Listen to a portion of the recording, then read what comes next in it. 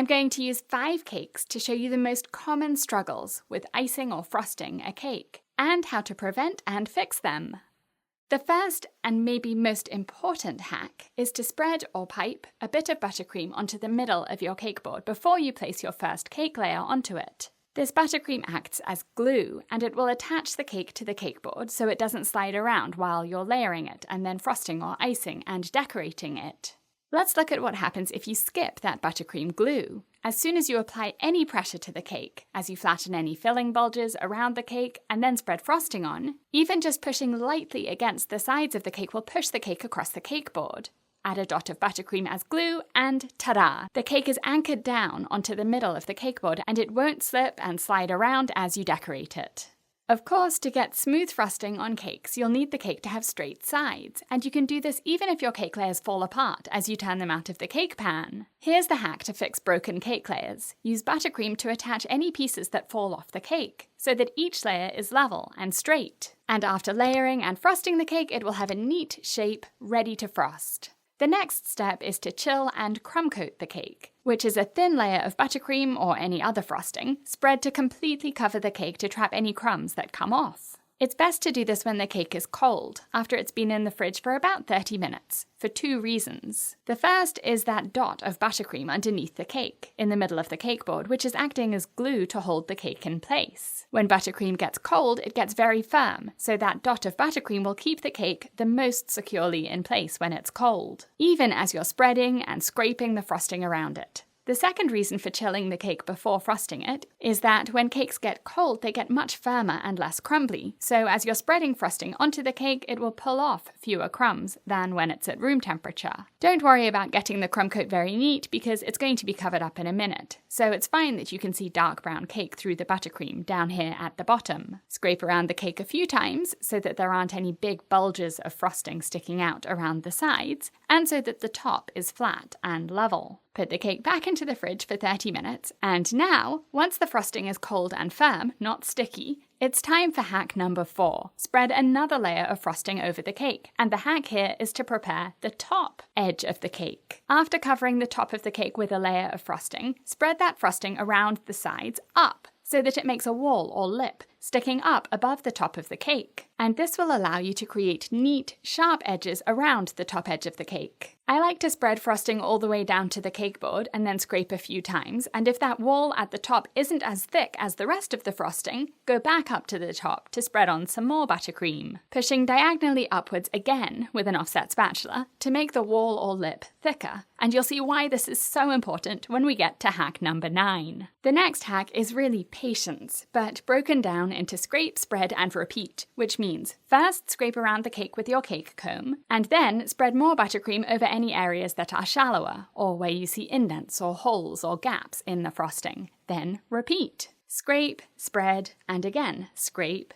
spread. When you scrape, push the cake comb down onto the cake board to line it up straight against the side of the cake. Spin the turntable with your other hand so that the cake spins around and your hand holding the cake comb doesn't move, it just holds the cake comb still. Pressing very, very gently against the side of the cake to smooth the frosting. Swipe it away when you can't spin the turntable anymore. Be patient, the frosting won't be smooth straight away, so scrape, spread, and repeat until you're happy with it.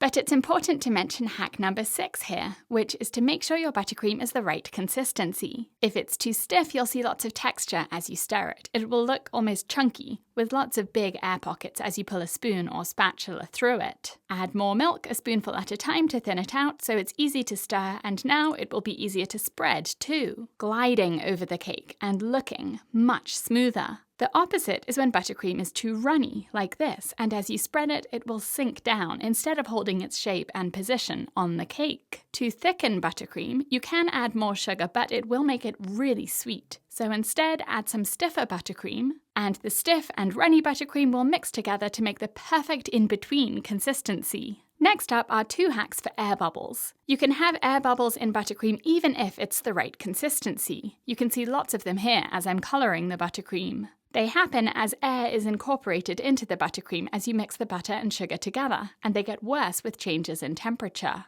You can knock the air out of the buttercream by pushing down on it, squeezing the air out, and by stirring quite aggressively like this. Do you hear those slapping sounds? You want to knock the buttercream against the sides of the bowl to push the air out from it. That's the first air bubble hack, which is the simplest, but there's another one that's even more effective, and that's heat. When you see lots of air bubbles in your buttercream, scoop about 1/3 of it out of your bowl and into a microwave-safe bowl, and microwave it for 10 seconds. It will look shiny because some of the butter will melt, and it will be much runnier too. Pour this into your main bowl of buttercream and stir it in, and at first it will seem really runny, but as you mix it all together, the consistency will correct itself, and the combination of the melted butter and the stirring will make the air bubbles disappear. The other hack using heat to remove air bubbles is to use it on the cake. So as you're scraping the frosting smooth with a cake comb, a metal comb is the most effective for this. Heat the straight edge with a hairdryer or a blowtorch, or dip the comb into hot water, and rub it with a towel to dry it and to cool it down so it's warm, not hot. Then scrape around the cake and the warm metal will glide over the buttercream, warming and softening the very outer layer, which it will then drag around the cake to fill in any air bubbles and other shallow imperfections in the frosting, leaving a super smooth surface behind on the cake. Once the sides are smooth, move on to the top edge, which you prepped with hack number 4 by spreading the frosting up